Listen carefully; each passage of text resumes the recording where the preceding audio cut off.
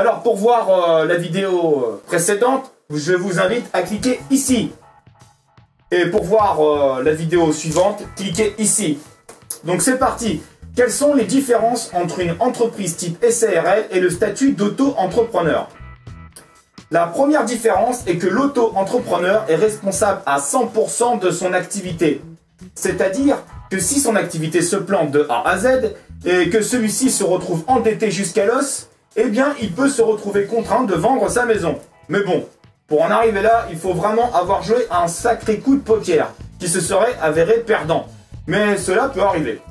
En entreprise SARL, par exemple, comme son nom l'indique, société à responsabilité limitée, votre maison ne sera pas en danger, mais votre poste oui, ainsi que tout votre investissement dans l'entreprise et au pire des cas, vous vous retrouvez condamné à quitter votre entreprise et céder sa direction à un autre si cela est possible et si vous êtes reconnu comme incompétent ou mauvais gestionnaire.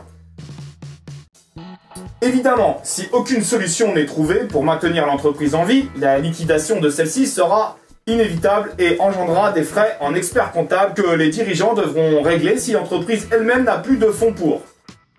Hormis cela, voici les autres différences. L'auto-entrepreneur facture sans TVA et la paye lors de ses achats contrairement à une entreprise. Toutefois, sachez qu'il est possible de faire une demande pour être assujetti à la TVA. Mais il y a de fortes chances qu'elle soit refusée. Deuxièmement, l'auto-entrepreneur est taxé sur son chiffre d'affaires et non sur son bénéfice, contrairement à une entreprise type SARL, ce qui constitue la principale limite dans les projets d'achat-revente et dans les projets qui demandent un gros investissement financier. Par exemple, un studio de son. Troisièmement, l'auto-entrepreneur est limité en chiffre d'affaires. Quatrièmement, l'auto-entrepreneur peut employer une personne en théorie, mais en pratique, cela lui est quasiment impossible à cause de sa limitation en chiffre d'affaires et la taxation sur celle-ci, contrairement à une entreprise.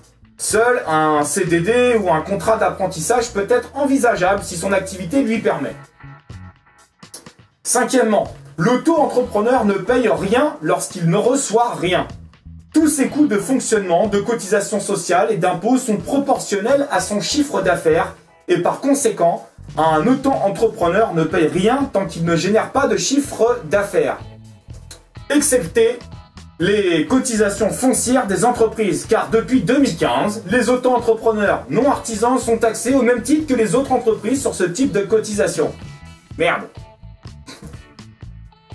Je vous invite à cliquer ici pour aller au chapitre suivant intitulé « Quelles sont les limitations en chiffre d'affaires du statut d'auto-entrepreneur ?» Sinon, cliquez ici pour revenir en arrière.